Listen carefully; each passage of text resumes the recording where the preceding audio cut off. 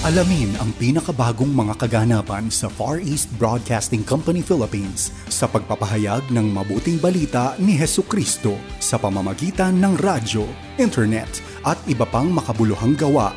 Narito si Dan Andrew Cura para sa The President's Report. Sa pagpasok ng buwan ng Abril, karamihan sa atin ay muli na namang naghahanda sa mga pagbabagong kaugnay ng pandemya. Sa biyaya ng Diyos dito sa Pilipinas, nakikita na natin ang pagbaba ng bilang ng mga kaso ng COVID. At noong March 25, iniulat ng Statista Research Department na nasa 65 milyong katao na o 60% ng populasyon ng Pilipinas ang nabakunahan na laban sa COVID-19. Habang lumuluwag ang mga protocols at bumabalik na sa opisina ang mga manggagawa, patuloy tayong nananalangin para sa proteksyon at karunungan upang madala natin ang ating mga natutunan sa mga nagdaang 2 taon ukol sa pangangalaga ng ating kalusugan kasama na rin ang ating mga kasama. Ngayon, nais kong ibahagi sa inyo ang isang paksa mula sa salita ng Diyos na makatutulong sa atin habang tayo ay humaharap sa mga pagbabago ng panahong ito. Ito po ang inyong kaibigan, si Dan Andrew. Samahan niyo po ako sa bagong episode na naman ng ating programang The President's Report.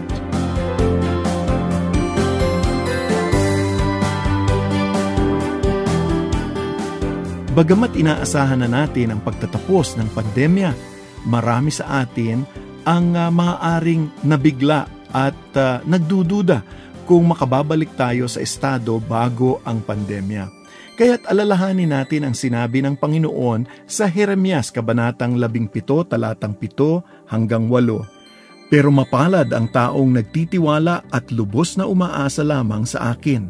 Matutulad siya sa punong kahoy na itinanim sa tabi ng ilog na ang mga ugat ay umaabot sa tubig. Ang punong kahoy na ito'y hindi manganganib, dumating man ang tag-init o mahabang tag-araw. Palaging sariwa ang mga dahon nito at walang tigil ang pamumunga.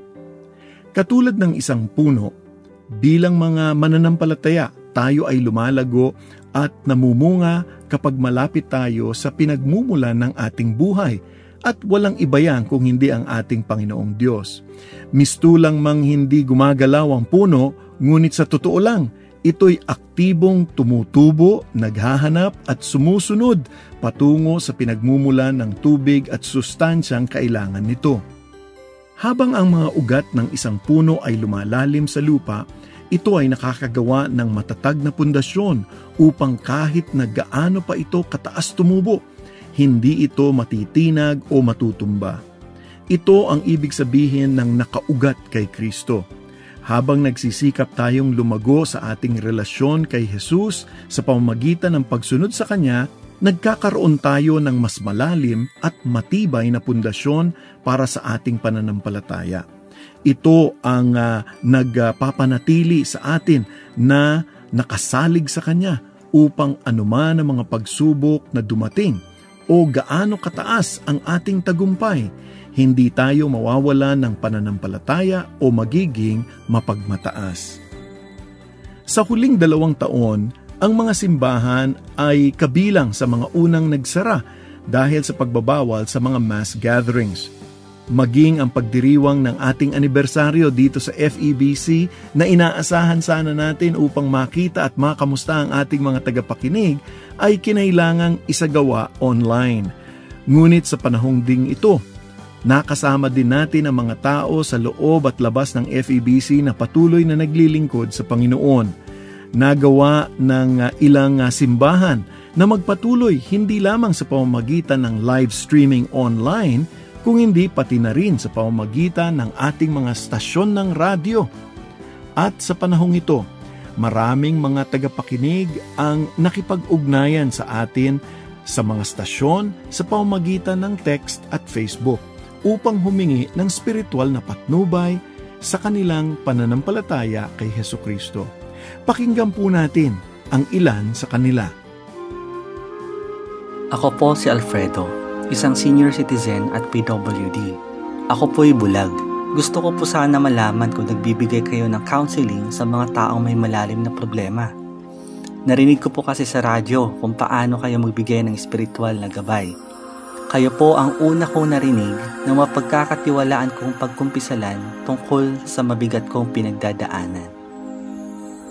Ako po ay isang nanay na masugid na tagapakinig ng inyong mga programa mula Lunes hanggang Sabado. Naging backslider po ako, pero ngayon ay bumalik na po ako sa paglilingkod sa Panginoon. Nagpapasalamat ako sa Panginoon sa pag-aayos niya sa aking buhay. Napakabuti ng Panginoon at napatunayan ko na may mga pagbabago na sa aking pag-uugali. Purihin po ang Panginoong Diyos na kung paano niya binago ang buhay ng ating mga tagapakinig. Hindi sapat ang isang episode para ibahagi ang lahat ng mga mensahe pong natatanggap namin mula sa inyo. Ngunit magkakaroon ng mas maraming oras pa na ibahagi ang mga kwentong ito sa pagdiriwang ng anibersaryo ng FEBC sa darating na Hunyo. Kaya naku, huwag mo itong palampasin. Kaya po, abangan lang po mga susunod na mga anunsyo. Kaya i-follow na ang FEBC Radio sa Facebook at FEBC Philippines sa Instagram. Gayon din ang mga opisyal na Facebook pages ng ating 13 lokal na istasyon ng radyo. Sa pagtatapos ng ating programa, ang panalangin ko para sa iyo ay ang isinulat ni Apostol Pablo sa kanyang liham sa mga taga-Kolosas, Kabanatang 2, talatang 6 hanggang 7. Dahil tinanggap nyo na si Kristo Jesus bilang Panginoon, mamuhay kayo ng karapat-dapat sa Kanya. Patuloy kayong lumago at tumibay sa Kanya. Magpakatatag kayo sa pananampalatayang itinuro sa inyo at maging mapagpasalamat din kayo. Naku, maraming salamat sa iyong pagsubaybay sa ating programa. Muli, ito po ang inyong kaibigan, si Dan Andrew para sa The President's Report. Ingat po kayo at pagpalain po kayo ng ating Panginoon. Inyong napakinggan ang The President's Report. Kung nais ninyong maging kabahagi ng gawain ng Far East Broadcasting Company Philippines, bisitahin ang aming website donatenow.febc.ph o mag-email sa info@febc.ph para sa inyong mga katanungan o mungkahi.